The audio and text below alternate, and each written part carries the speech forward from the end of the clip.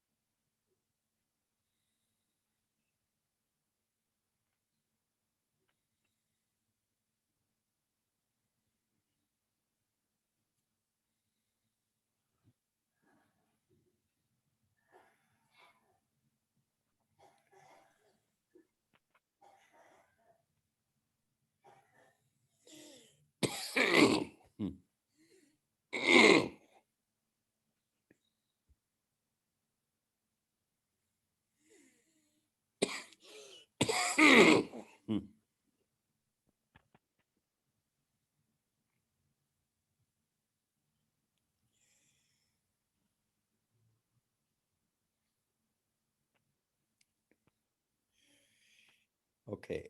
Good morning, everybody. Can you hear me? Yes, sir. Yes, sir. Okay. Yes, sir.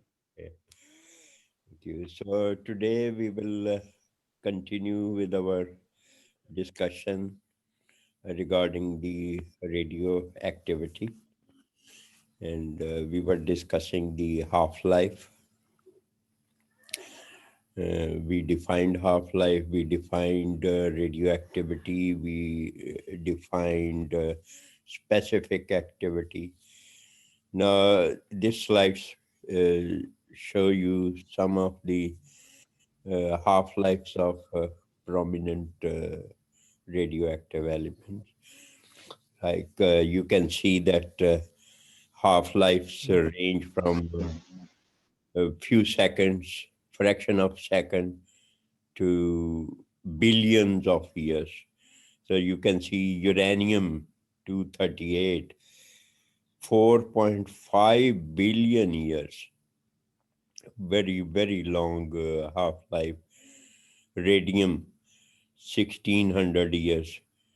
Radium, some of you may know that this element was used in clocks, fluorescent clocks. पुराने जमाने के जो clock होते थे ना, उनकी जो digits थे वो रात को भी चमकते थे. तो वो डिजिट्स तो दे contained radium 226.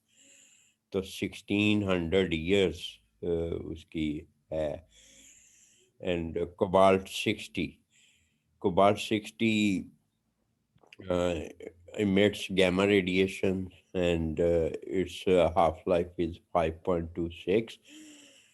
The important thing about cobalt 60 is this element is used for cancer treatment. तो कैंसर के जितने हॉस्पिटल्स हैं where there is radiotherapy is being carried out, तो वहाँ पे कोबाल्ट 60 का सोर्स होता है which emits gamma radiations which are used to kill tumors, to burn the tumors, cancerous tumors. तो कोबाल्ट 60 जो है इट लास्ट इसकी हाफ लाइफ जो है वो कंसिडरेबल है. तो इसका मतलब है कि after few half lifes you can change, let's say after about 50 years, तो 10 half lives गुजर जाएंगी. So that can be used for considerable length of time. Iodine, iodine जो है 8 days है, और iodine is frequently used for scanning of thyroid. ये गले में थायराइड जो होता है उसके लिए उसकी स्कैनिंग डायग्नोसिस के लिए यूज होती है। थायराइड में आपको पता है कि आयोडीन होती है, इसलिए कहते हैं ना कि in order to avoid thyroid gland, तो आप आयोडाइज्ड नमक जो है सॉल्ट वो यूज़ करें। तो iodine is readily taken up by thyroid, तो it is also used for scanning. तो जब रेडियो एक्टिव आयोडीन आप पेशेंट को देंगे तो it will be taken up by the thyroid, तो उसको आप स्कैन कर सकते हैं कैमरा के ज़रिए, जो रेडियो एक्टिविटी को डिटेक्ट करता है। सोडियम है, बिस्मथ है 60 सेकंड, एंड पोलोनियम देखें फ्रैक्शन ऑफ ए सेकंड। तो these are very useful radioactive elements for various applications. तो नेक्स्ट स्लाइड में आपको कुछ बड़ी इम्पोर्टेंट इंफॉर्मेशन मिलेगी रिगार्डिंग दिस radioactive phenomena. तो the statement is one disintegration in a radioactive source does not necessarily result in the same amount of radiation emission.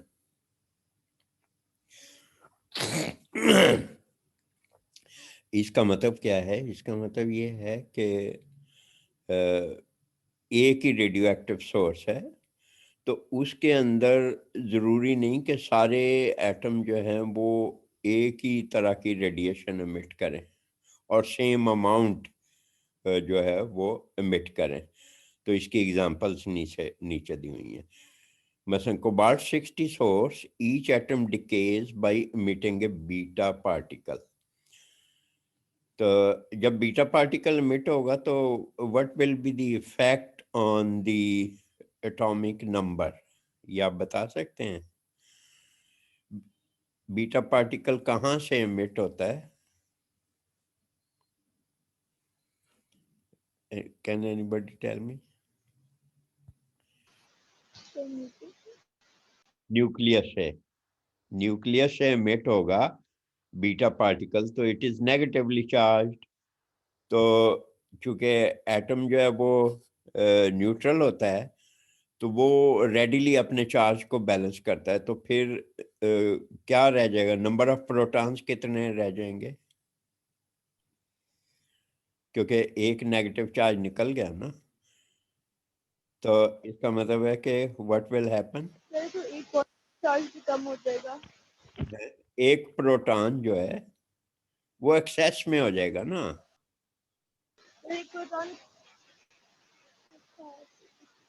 यानी nucleus से एक नेगेटिव पार्टिकल निकल गया, तो इसका मतलब है कि पहले न्यूट्रल था वो, तो जब एक निकल गया तो उसका एक पॉजिटिव चार्ज बढ़ गया, यानी अंदर उसके जो है प्रोटॉन, जिसको पॉजिट्रॉन कह लें।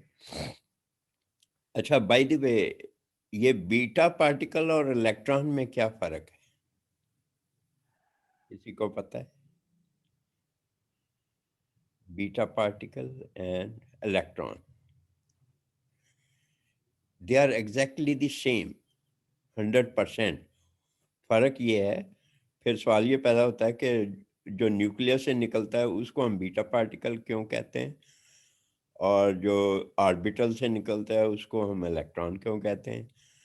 तो just to distinguish between these two, तो उसका नाम बीटा पार्टिकल है। वो इलेक्ट्रॉन ही है जो कि न्यूक्लियस से निकलता है। तो सिमिलरली एक प्रोटॉन होता है, तो एक पॉजिट्रॉन होता है।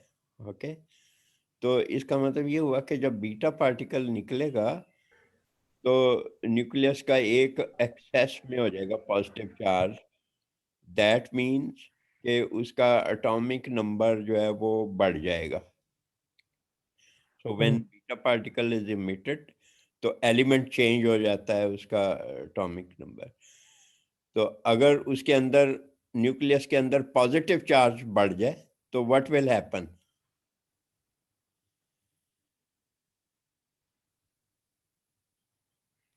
जी, वो एलिमेंट चेंज हो गया। अच्छा, अब अगर अल्फा पार्टिकल आप निकाल दें तो अल्फा पार्टिकल क्या होता है? Aamir, can you let me know? Two proton and two alpha particle जो न्यूट्रॉन होता है वो पार्टिकल में। न्यूक्लियस होता है ना, ठीक है? Yes sir. तो उसमें दो प्रोटॉन यस होते हैं, दो न्यूट्रॉन।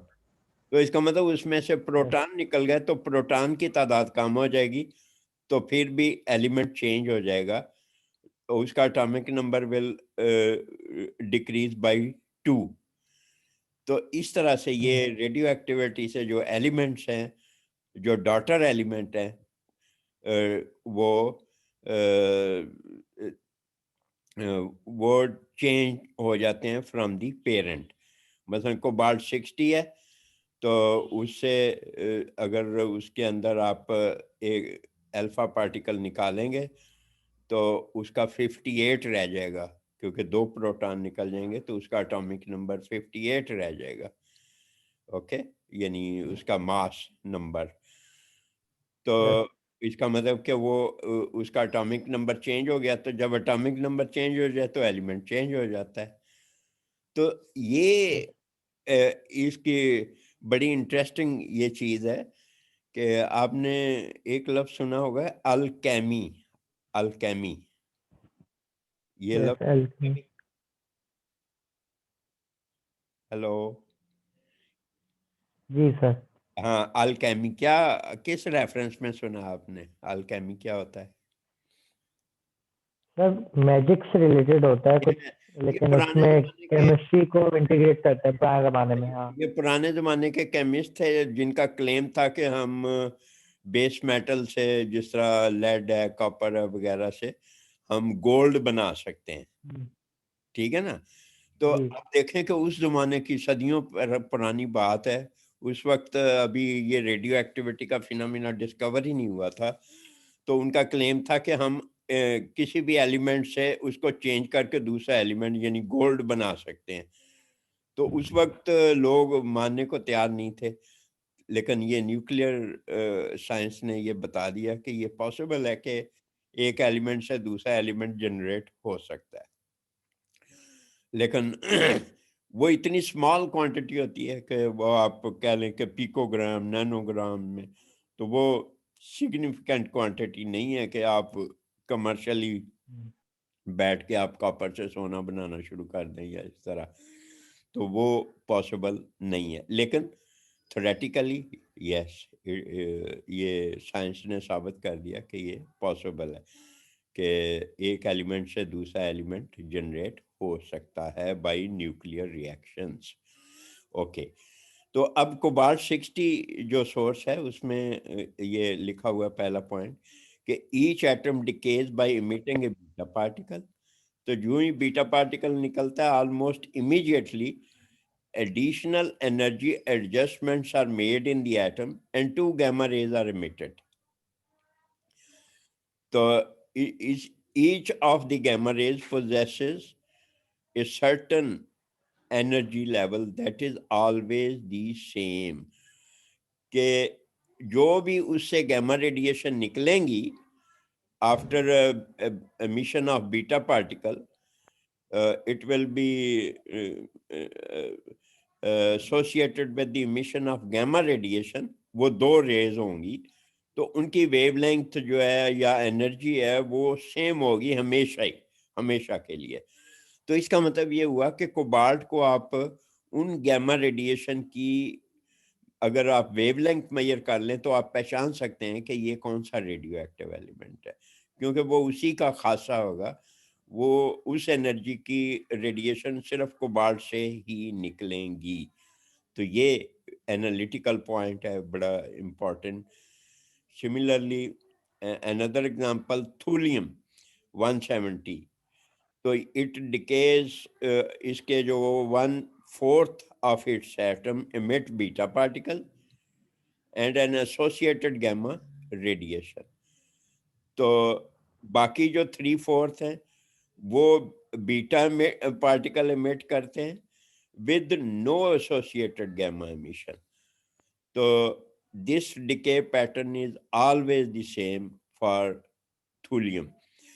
तो इसका मतलब ये हुआ कि हर एलिमेंट, रेडियो एक्टिव एलिमेंट जो है, उसका एमिशन पैटर्न जो है वो यूनिक होता है। ठीक है ना, जो कोबाल्ट का है वो थूलियम का नहीं, जो थूलियम का है वो यूरेनियम का नहीं, वो प्लूटोनियम का नहीं। हर रेडियो एक्टिव एलिमेंट का एमिशन पैटर्न जो है वो स्पेसिफिक है, पेक्यूलियर है। तो ये जो पॉइंट है, this makes this phenomena a very useful tool for analysis. Okay, तो ये पॉइंट्स हैं जो कि आपको, ये स्लाइड बहुत इम्पोर्टेंट थी। Now we come to another analytical application of radioactivity which is known as carbon dating। तो कार्बन डेटिंग क्या है कि बहुत सारे फॉसल फ्यूल्स जो हैं वो जब डिस्कवर होते हैं, फॉसल फ्यूल कह रहा हूँ, फॉसिल्स के remains of very old trees या वेरी ओल्ड एनिमल्स की हड्डियाँ वगैरह मिलती हैं, इस तरह की चीज़ें मिलती हैं। तो आपको पता है कि ये जो एक्सकवेशन वाले हैं वो जब खुदाई करते हैं वो निकलती हैं, तो उनके क्लेम होते हैं कि ये फला इतने हजार साल पुरानी चीज़ है। तो उनको उसकी एज का कैसे पता चल जाता है? तो वो जो टेक्निक है that is known as carbon dating. अच्छा, पहला क्वेश्चन है कि व्हाट इज कार्बन डेटिंग। फिर दूसरा क्वेश्चन होगा कि why carbon dating, why not any other atom. तो पहले हम समझ लें कि कार्बन डेटिंग है क्या। तो कार्बन के जो फेमस प्रोमिनेंट आइसोटोप्स हैं वो कौन से हैं भला आपके ज़हन में? एक तो कार्बन 12 है, ठीक है। दूसरा कौन सा है? Hello? The carbon 14. Carbon 13, carbon 14। तो ये तीन जो है बड़े प्रोमिनेंट इसके वो है। तो कार्बन 12 जो है वो रेडियो एक्टिव नहीं है, वो स्टेबल, जो आम कार्बन जिसको हम कहते हैं, जिसका एटॉमिक मास 12 है या मास नंबर 12 है। ओके, तो तो इसी तरह कार्बन 13 है, उसकी बहुत ज़्यादा हाफ लाइफ है। ओके, तो ऑन द अदर हैंड जो कार्बन 14 है वो रेडियो एक्टिव होता है। ओके, तो अब जो मटेरियल्स हैं नेचर के अंदर, जो लिविंग ऑर्गेनिजम्स हैं, उनके अंदर कार्बन, हमारी बॉडी के अंदर भी कार्बन है। तो वो कार्बन किस फॉर्म में होता है हमारी बॉडी में, आप बता सकते हैं?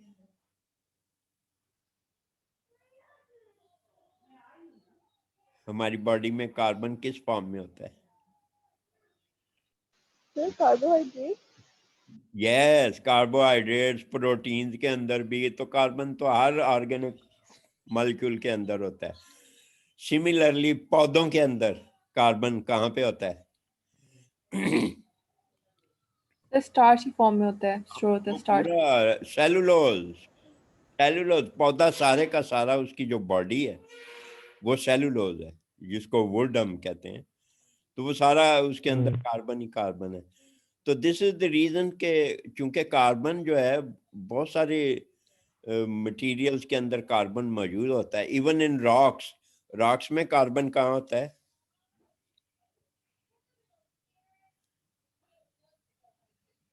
जी बोलें आयशा। रॉक्स में कार्बन कहाँ होगा?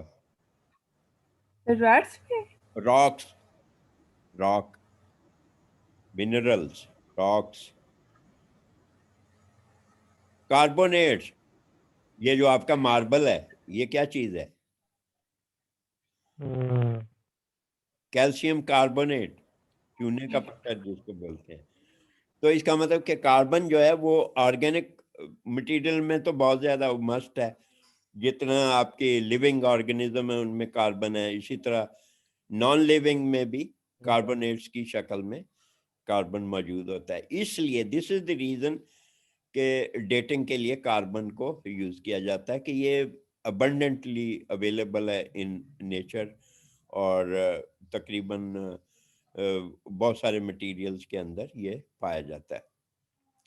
तो अब हम समझते हैं कि डेटिंग होगी कैसे, कि जब एक पौधा लिविंग होता है तो नेचर का ये असूल है कि जो आइसोटोप रेशो है, यानी कार्बन 12, कार्बन 13, कार्बन 14, इनकी रेशो सेम रहती है जब पौधा लिविंग होता है। वो क्यों? कि पौधे, आपको पता है, कार्बन डाइऑक्साइड जो है वो रात को खारिज करते हैं और दिन को ऑक्सीजन लेते हैं।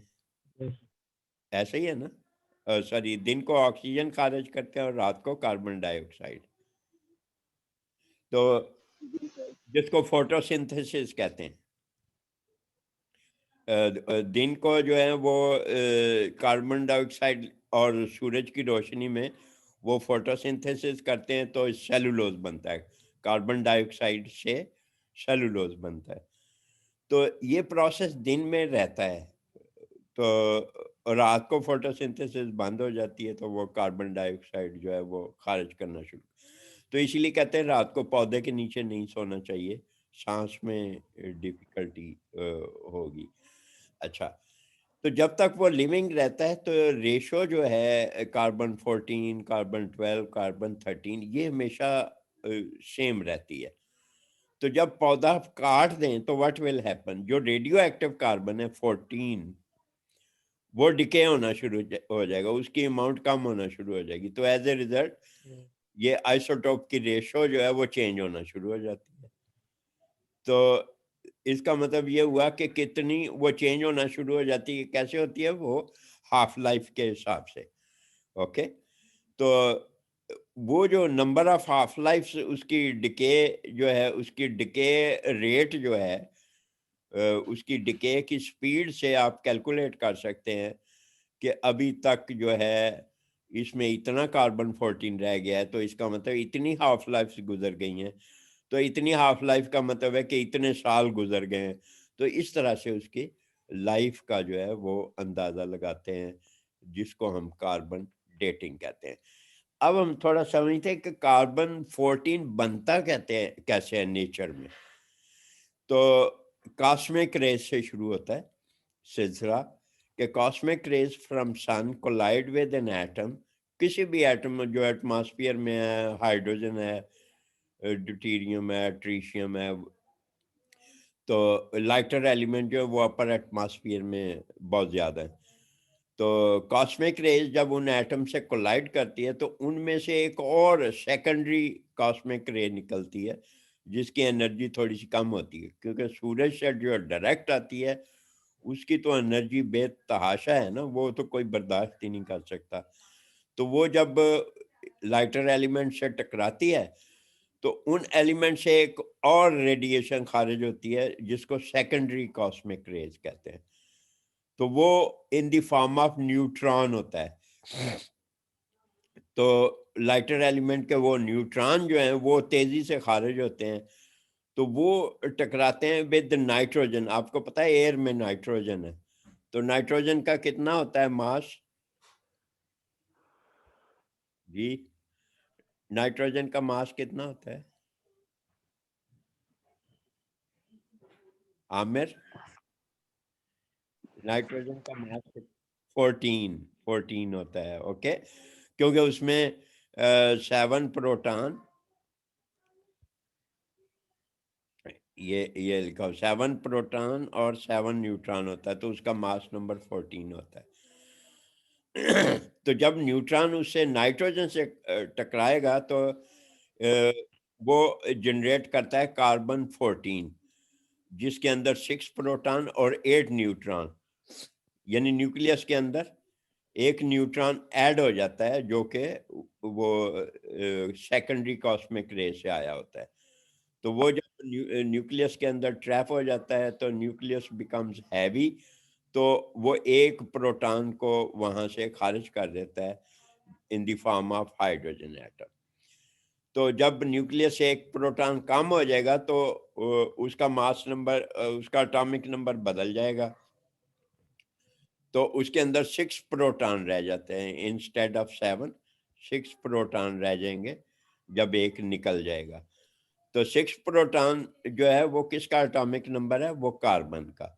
तो मास उसका कितना होगा? 6 + 8 न्यूट्रॉन। न्यूट्रॉन बढ़ गए तो ये 14 हो जाएगा। इस तरह से ये कार्बन 14 पैदा हुआ। कहाँ से? नाइट्रोजन से। तो this is how carbon 14 is produced in the upper atmosphere. तो अब जो वो कार्बन 14 जो है दैट कंबाइंस विद ऑक्सीजन जो कि एयर के अंदर होती है, तो कार्बन डाइऑक्साइड इज प्रोड्यूस्ड जो कि पौधे और लिविंग थिंग्स जो हैं वो यूज करती हैं फॉर फोटोसिंथेसिस। तो this is how the carbon 14 enter into the biomaterials. तो and this can be successfully used for carbon dating.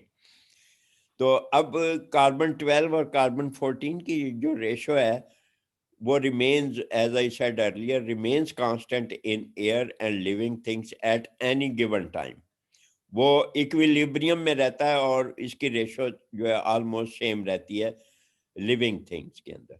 जब वो कोई चीज़ मर जाती है, डेड हो जाती है, पौधे को काट देते हैं या एनिमल मर जाता है, तो वो कार्बन डाइऑक्साइड लेना बंद कर देता है, फोटोसिंथेसिस का फिनोमिना बंद हो जाता है। तो एज ए रिजल्ट जो कार्बन 14 है वो रेडियो एक्टिव है, वेरी वीक बीटा डिके, उसमें से बीटा पार्टिकल निकलते हैं। तो बीटा पार्टिकल निकलने से वो उसकी जो आइसोटोप रेशो है वो चेंज हो जाती है, यानी कार्बन 12 और कार्बन 14 की जो रेशो वो चेंज हो जाती है। तो अब ये जो कार्बन 14 की जो हाफ लाइफ है वो है 5000, ये लिखा हुआ है 5730 ईयर्स। तो इसका मतलब है देखो थाउजेंड्स ऑफ ईयर्स बैक आप कैलकुलेट कर सकते हैं उसकी लाइफ को कि कितनी, फर्ज किया अगर 10 हाफ लाइफ गुजर गई हैं तो इसका मतलब 50,000 ईयर्स आप बता सकते हैं कि जी इतना। अगर और ज़्यादा हाफ लाइफ गुजर गई हैं तो उसको मल्टीप्लाई करते जाए तो you can determine the age of any fossil. तो this is all about carbon dating. तो अब ये जो आइसोटोप की रेशो है ये किस तरह डिटरमिन की जाती है, कौन सी एनालिटिकल टेक्निक होगी? तो एक तो तरीका है कि मास स्पेक्ट्रोमीटर से आप मेजर कर सकते हैं, क्योंकि मास स्पेक्ट्रोमीटर अभी हमने लर्न किया कि वो मास टू चार्ज रेशो की बुनियाद पे डिस्क्रिमिनेट कर लेता है, सेपरेट करता है मटेरियल्स को।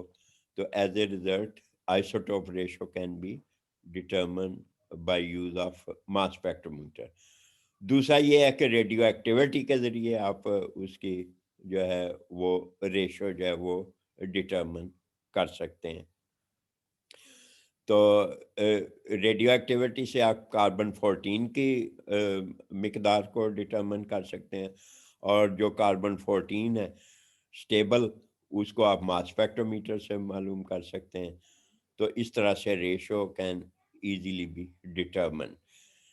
तो अब हम आगे चलते हैं कि ये जो डिके प्रोसेस है, हर एलिमेंट का एक यूनिक है डिके प्रोसेस। तो डिके वो उसकी जो लाइफ है वो किसी को नहीं पता, तो उसकी हाफ लाइफ हम डिटरमिन करते हैं। तो हाफ लाइफ हम डिटरमिन कैसे करते हैं? From its rate of radio active decay. तो रेट क्या होता है? रेट का लफ्ज जहां भी आ जाता है उसका रिलेशनशिप विद टाइम होता है, कि रेट ऑफ रिएक्शन या स्पीड जिसको हम कहते हैं, rate of change of distance is called speed.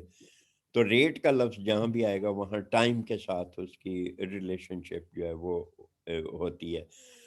तो अब इसकी अगर हम rate of radio active decay किसी भी रेडियो एक्टिव एलिमेंट का डिटरमिन कर लें, तो this can be usefully used for analytical purpose.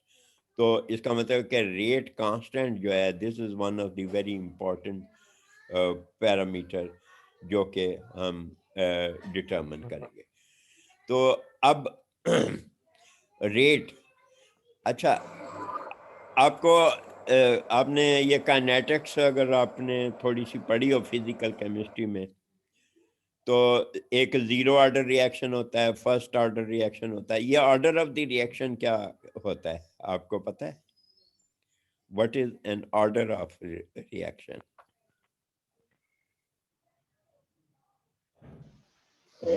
Sum of the powers. Yes, क्या रिएक्टेंट्स के ऊपर जो उसकी number of molecules taking part वो पावर्स में चले जाते हैं, उनको सम कर दें तो वो आपका ऑर्डर ऑफ द रिएक्शन। तो जीरो ऑर्डर रिएक्शन क्या होता है? कि जिसमें rate of reaction is independent of the concentration of the reactant. वो टाइम के साथ होता जाता है, चाहे उसकी कंसंट्रेशन ज़्यादा हो या कम हो, उसी स्पीड से वो रिएक्शन होता जाता है। That is independent of concentration. तो वो ज़ीरो ऑर्डर कहलाता है, क्योंकि किसी की पावर ज़ीरो होगी तो उसका आंसर 1 आएगा। तो फर्स्ट ऑर्डर रिएक्शन होगा कि जिसमें एक ही मॉलिक्यूल जो है इन्वॉल्व है। अब रेडियो एक्टिव जो फिनोमिना है, इसमें रिएक्टेंट एक ही होता है, वो रेडियो एक्टिव एलिमेंट बजाते खुद होता है। तो चूंकि इसमें एक ही रिएक्टेंट है, तो all the radio active phenomena, ये सारे nuclear reaction, they are first order kinetics को ये फॉलो करेंगे। तो फर्स्ट ऑर्डर का रेट ऑफ रिएक्शन फिर क्या होगा कि rate of reaction is proportional to what? बताइए।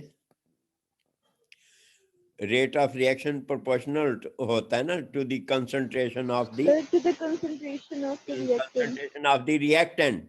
तो इसमें रिएक्टेंट एक ही है, तो उसको अगर आप n कह दें, where n is the number of, concentration को हम नंबर से भी जाहिर कर सकते हैं, नंबर ऑफ द एटम्स के। रेडियो एक्टिव एटम जितने ज़्यादा होंगे इसका मतलब उसकी कंसंट्रेशन ज़्यादा है, जितने कम होंगे उनकी कंसंट्रेशन उतनी कम है। तो रेडियो एक्टिविटी में कंसंट्रेशन हम नंबर ऑफ एटम से, रेडियो एक्टिव एटम जो हैं उनसे जाहिर करते हैं, n। तो rate of reaction R is proportional to, ठीक है, R is proportional to the number of radio active elements, atoms. तो अब इस प्रोपोर्शनैलिटी को इक्वालिटी में कन्वर्ट करना, तो आप कांस्टेंट से मल्टीप्लाई कर दें तो ये n आपका आ जाएगा। तो इसका रेट फर्स्ट ऑर्डर है तो ऊपर 1 होता है, 1 लिखा नहीं जाता। तो rate of any radio active decay reaction is equal to Kn। Okay, तो K क्या है फिर? This is the rate constant. तो इसका मतलब कि अगर हमें रेट कांस्टेंट किसी भी रेडियो एक्टिव मटेरियल का पता है, तो हम उससे उसकी हाफ लाइफ डिटरमिन कर सकते हैं। फिर बाकी उसकी जो एनालिसिस है वो यूजिंग दिस रेट कांस्टेंट वो हम डिटरमिन करेंगे। तो अब रेट ऑफ डिके जो है, इट इसको कहते हैं रेडियो एक्टिविटी। तो it is measured in curies, जिस तरह हमने ऊपर डेफिनेशंस में लर्न किया, क्यूरीज। तो अब हम आते हैं with some examples where we will determine the rate constant. तो ये पहला पॉइंट है कि by knowing the amount of radio isotope and the activity of the sample the rate constant can be determined. तो अगर हमें किसी रेडियो एक्टिव एलिमेंट की अमाउंट और उसकी एक्टिविटी यानी क्यूरीज इसका पता हो तो हम रेट कांस्टेंट डिटरमिन कर सकते हैं। एग्जांपल कि 1 ग्राम ऑफ फर्ज किया कोबाल्ट 60 है, तो कोबाल्ट का जो है वो मास कितना होता है, एटॉमिक मास 59.92। ओके, तो उसकी एक्टिविटी जो है वो हमें पता है, वो दैट इज 1.1 इंटू 10⁻³ क्यूरीज। अब हम इसका रेट डिटरमिन करना है, तो रेट में वो इक्वेशन है, rate is equal to what, ये पिछली स्लाइड में हमने देखी। तो rate is equal to K N. N क्या है बोले Zainab? N is the number of radio active element. ठीक है, तो अब आप मुझे बताइएगा कि 1 ग्राम कोबाल्ट 60 के अंदर कितने एटम्स होंगे 1 ग्राम में? कौन सी चीज यूज करोगे नंबर ऑफ एटम काउंट करने के लिए? Avogadro number. एवोगैड्रो नंबर का पता है ना? जी सर पता है हाँ, कितने होता है? सर, याद नहीं एग्जैक्टली लेकिन 1.6 6.02 इंटू 10⁻23, यानी एक मोल के अंदर कितने एटम होते हैं? 6.02 इंटू 10⁻23। ये बात समझ गया ना?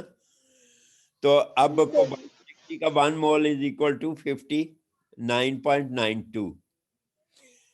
ठीक है, तो इसका मतलब अगर कोबाल्ट के आप 59.92 ग्राम लेंगे, ओके, तो उसके अंदर कितने एटम होंगे बोलें? मल्टीप्लाई कर देंगे तो जबरदस्त नंबर। नहीं, ये तो 1 मोल है ना। 59.92 इज 1 मोल, यानी जो उसका एटॉमिक मास है उसको ग्राम में लिख दें तो वो 1 मोल होता है। तो इसका मतलब 59.92 ग्राम आप कोबाल्ट के लेंगे, उसमें कितने एटम होंगे? एवोगैड्रो नंबर, सीधी सी बात। तो अब इतने ग्राम में यानी 59.92 ग्राम में ये है नंबर ऑफ एटम्स। तो 1 ग्राम में कितने होंगे?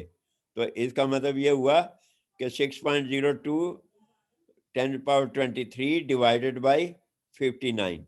तो ये उसके अंदर नंबर ऑफ एटम्स आपने वो कैलकुलेट कर लिए 1 ग्राम के अंदर। ओके, तो इस तरह से आपने नंबर ऑफ एटम कैलकुलेट कर लिया। अब आप आर जो है वो रेट जो है वो निकाल सकते हैं। ठीक है, तो यहाँ पे अब आप ये जो एटम्स आपने किए इनको आप लिख देंगे। अब हमने जो पहला काम क्या किया कि 1 ग्राम को हमने नंबर ऑफ एटम्स में कन्वर्ट किया। ओके, तो वो इतने एटम्स हो गए। अब हम नेक्स्ट स्लाइड पे जाते हैं।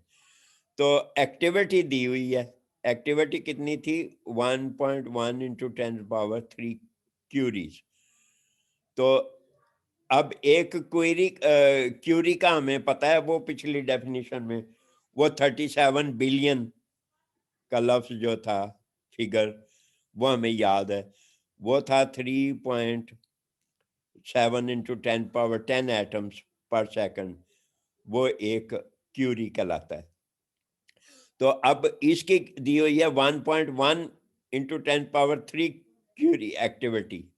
ओके, तो इसमें आप देखें कि ये बन जाते हैं उस हिसाब से एक्टिविटी को हम नंबर ऑफ एटम्स में कन्वर्ट कर दें तो वो बन जाएंगे 4.1 इंटू 10⁻13